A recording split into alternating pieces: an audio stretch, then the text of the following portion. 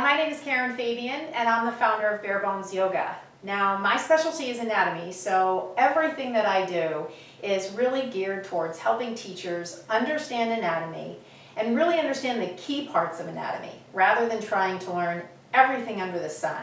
And then my next focus is to help them take that understanding and funnel it into ways that they can share it with their students. And let's face it, the way we share anatomy with our students is through the cues that we give them and the sequences that we create. And even if we're not creating a sequence that's specifically focused on a particular anatomical theme, it's still really, really important that we as teachers understand what's going on from an anatomical perspective.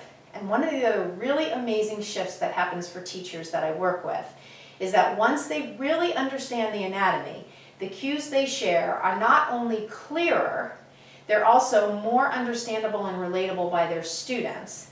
And for the teachers, they have this incredible influx of confidence. They just feel so much more confident sharing cues. And this has a lot to do with the way teachers are trained. Generally, teachers are trained in 200-hour trainings and the like to say certain things. And oftentimes, they don't really have an understanding of what's the why behind the cue.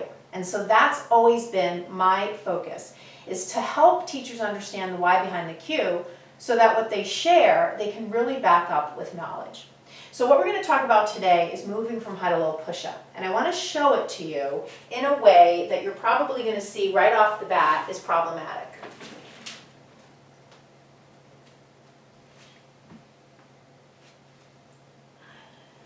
Okay. So I think it was probably pretty clear, even if you knew nothing about yoga practice, that that's probably not the most comfortable way to approach that. So let's look at what typically comes up as cues for that movement. So I'll just say the cues. From downward dog, come forward. As you lower, hug your elbows in, and then pointing your toes, press away from the floor, and then roll over your toes, look back towards your feet. So I just gave you some really basic cues for that. Now, you notice I said hug the elbows in. This is a perfect example of something that yoga teachers have been saying for many, many years. And I would wonder if a student came up to the teacher and said, hey, why do you ask me to hug my elbows in?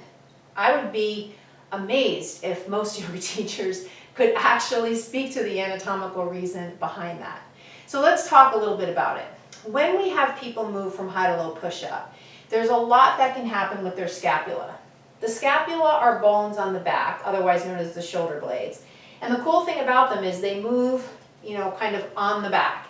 And you can see me as I'm here, I'm moving my shoulder blades in lots of different ways. I can squeeze them together, I can lift them up, I can press them down, I can take my shoulder into flexion and that'll take my scapula into upward rotation, or I can take my scapula into downward rotation. So I've got all those different movements that they can make.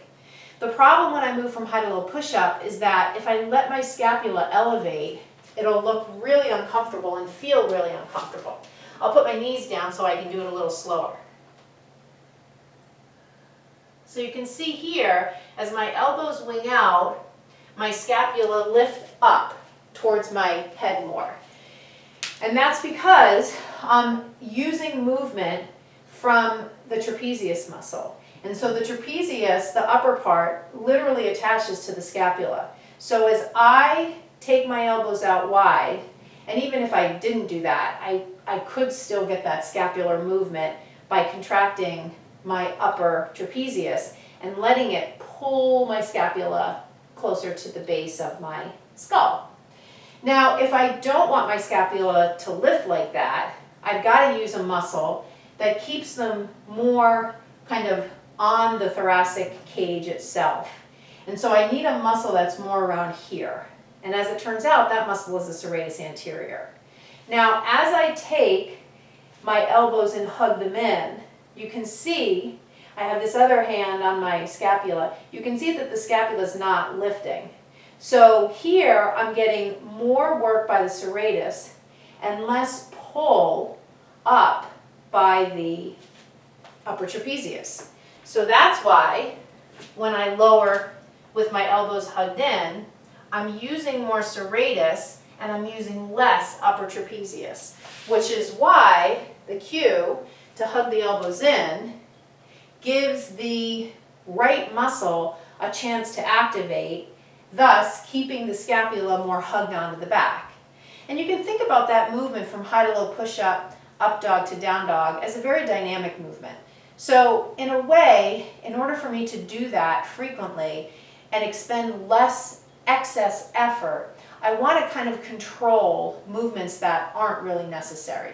And all that scapular and then head movement as I'm moving from high to low push-up, if I can eliminate that, it'll allow me to move through that movement with a lot more integrity and a lot less effort. You can see here, I'm not moving my scapula hardly at all, and I'm not moving my head at all.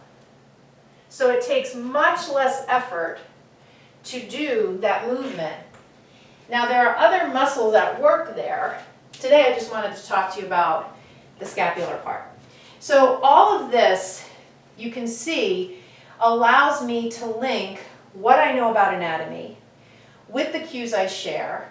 It gives me a chance to answer questions as they come up from a position of knowing and with integrity and confidence, because I'm not just saying things without knowing the why behind it. So this is a perfect example of how I train teachers to be able to connect all these things together.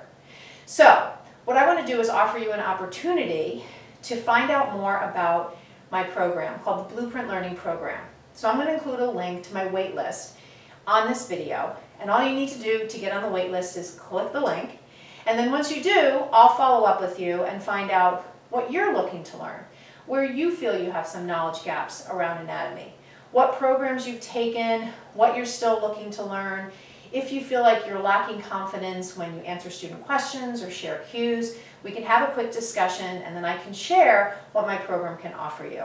I know it can help you. It's helped many, many teachers, and I want to just really emphasize it's not just about teaching the content, it's also about shifting beliefs of yoga teachers from feeling like an imposter, from feeling like they're never going to feel comfortable teaching, to teachers who are empowered, who know that they are making an impact, and who are confident when they share their cues with their students. So thank you so much for watching. Don't forget to click subscribe so that you are alerted when I post a new video. Thanks so much. I'll see you in the next one. Namaste.